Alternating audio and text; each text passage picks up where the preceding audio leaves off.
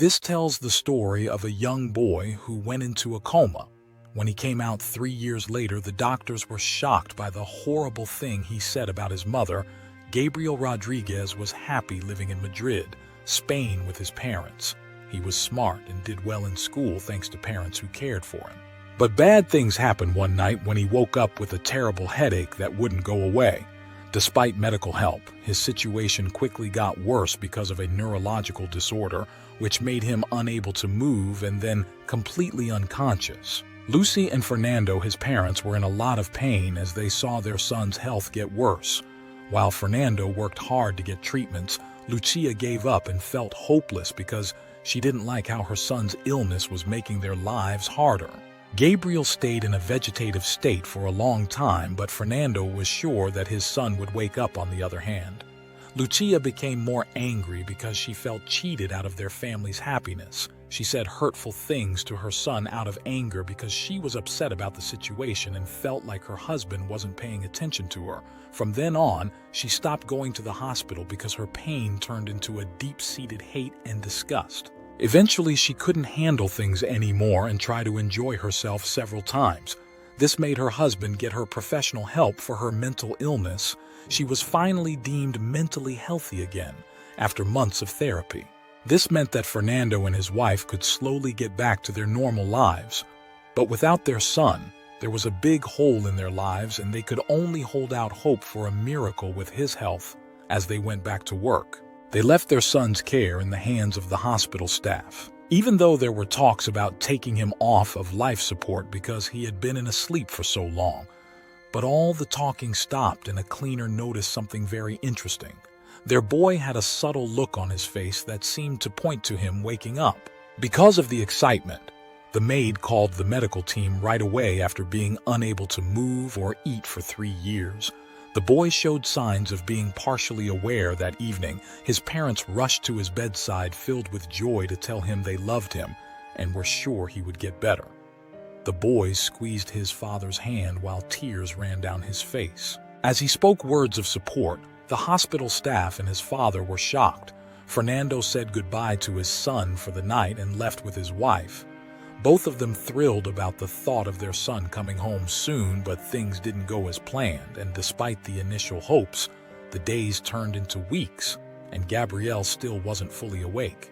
The doctor thought Gabriel would wake up quickly from his sleep, but he didn't. He stayed unconscious, which caused his parents more stress. Fernando was torn between hopelessness and determination. He kept going to see his son frequently, fervently praying for his recovery and expressing his pain at seeing him unconscious. Even though he had unwavering faith, Gabriel's health did not get better after 2 months. Then on a Saturday morning, the Rodriguez family finally got lucky. While working in their yard, Fernando got a call from the hospital with the good news that their son was stable. They were so relieved that they ran to the hospital right away, where they were shocked to see their son fully awake. It had been more than 3 years, and they were so happy to see him awake and aware again. But their happiness didn't last long because Gabriel's first words when he saw his mother were ones of anger and upsetness, which made her leave the room. Gabriel, who was by himself with his father and the medical staff, told them the painful truth about how he felt about his mother. "Please take her away from me. She never wanted me to wake up. She told me that she wanted me to pass away. After that, I can't stand to look at her." When Lucia heard what her son had said, she felt so ashamed and sorry that she couldn't hold back her tears. She finally got the courage to go back to her son's room, stand at the doorway, and beg him to forgive her on her knees. She deeply regretted her mistakes as a mother told him she loved him and begged for another chance to make things right. Gabriel reached out to his mother in tears and asked her to forgive him and understand. He comforted her that he had seen both of his parents work hard. While he was in a coma, he praised his father's unwavering support and thanked him for helping him wake up with tears in their eyes. The family finally got back together. This story teaches an important lesson. No matter how hard things get, sticking with it can lead to redemption in the end. That shows how important it is to be strong and have hope, and that even in the worst times, there is always a glimmer of hope. That's all about the first story. And now, let's watch another similar story. Any family suffering the loss of a loved one knows how terrible it is. But it's even worse when their passing happens quickly and to someone in the prime of their life.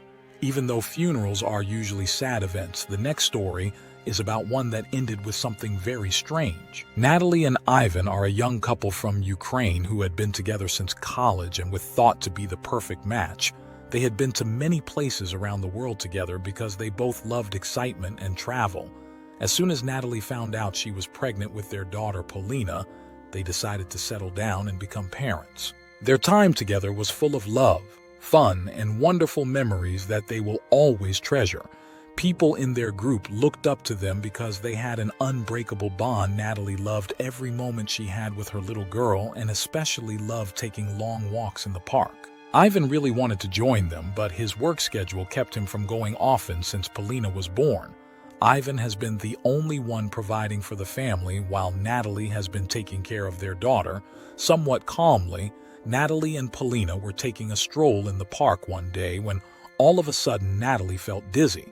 At first, she thought it was because she hadn't eaten breakfast, but she kept going until the feeling got worse, which caused her to pass out as she reached for a juice bottle at a booth. People walking by rushed to help her because they were shocked by what they saw.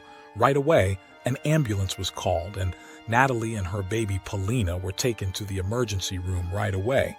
Ivan quickly went to the hospital after being told about it. Natalie was found with severe anemia after medical tests. Severe anemia means that Natalie does not have enough red blood cells or hemoglobin to oxygenate her body's tissues properly. At first, the discovery brought some comfort, but it didn't last long because doctors soon learned that Natalie's rare blood type made treatment difficult. Even though they tried hard, the hospital couldn't find a good blood transfusion donor in the area, which made things very dangerous to save Natalie's life. They had to get the blood they needed from another city, which made Ivan's wait at the hospital with their daughter. Even worse, a matching blood donor was finally found after several tense hours, and the medical team moved quickly to give the needed transfusion. There was a moment of hope when Natalie reacted well to the treatment, but this hope was dashed when Natalie started shaking violently, which showed her heart was having a hard time. Natalie had a heart attack despite everyone's best efforts to save her. Ivan was devastated and their baby was left without a mother. Ivan had to raise their daughter by himself while dealing with his sadness, which was a hard thing to do. Ivan strongly refused the idea of an autopsy because he couldn't stand the thought of Natalie's body being looked at in such an invasive way. He decided to remember her in his own way instead. With the weight of his sadness on him, Ivan found strength and comfort in the people at church. Their help was a lifeline for him in his darkest times, giving him comfort as he dealt with the trials of his new life. Although Natalie's absence left a huge hole, Ivan made up his mind to be strong for their daughter. He planned to do this by remembering the good times they had together. Even though Ivan was very sad, he had to cry and plan the funeral for his wife. But even though he was in a lot of pain, he was very thankful that his friends Petra and Artem took care of his daughter. They took care of Ivan because they knew he needed time to deal with his sadness and make plans. This made his life easier. The priest at the church father yearbook had carefully set up everything for Natalie's burial. He comforted Ivan and his daughter and prayed with them that they would have the strength to deal with their terrible loss, even though everyone in the community was always there for Ivan. Ivan's friends and co-workers worried about his health and told him to get professional help and talk about his feelings and happy memories of Natalie.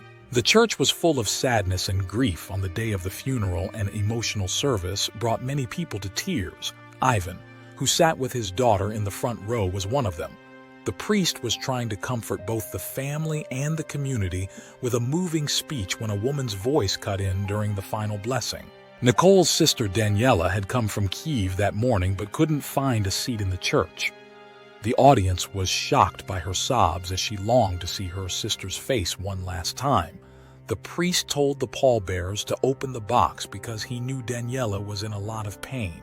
But while the pallbearers were moving to get the tools, the audience heard bumps, scratches, and a scream that was hard to make out. Even though the room was quiet, the priest who was standing with Daniela and Ivan closest to the coffin heard something scary with every sound.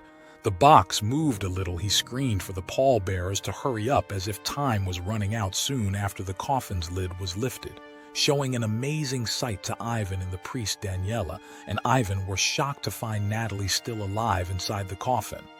Natalie's sister was so upset that she couldn't believe she was still alive and was holding Natalie's hand tightly. Doctors were called right away and Natalie was quickly taken to the hospital.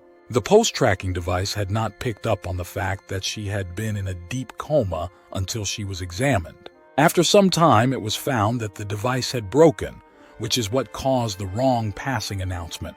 In the end, Natalie's miraculous escape showed how powerful faith can be, and how important it is to never give up hope. Her family and friends were so happy to see her again, and the experience made her realize how important it is to enjoy life and never take it for granted.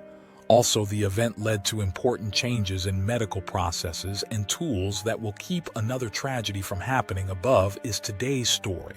If you like it, please subscribe and give it a thumbs up. See you next time.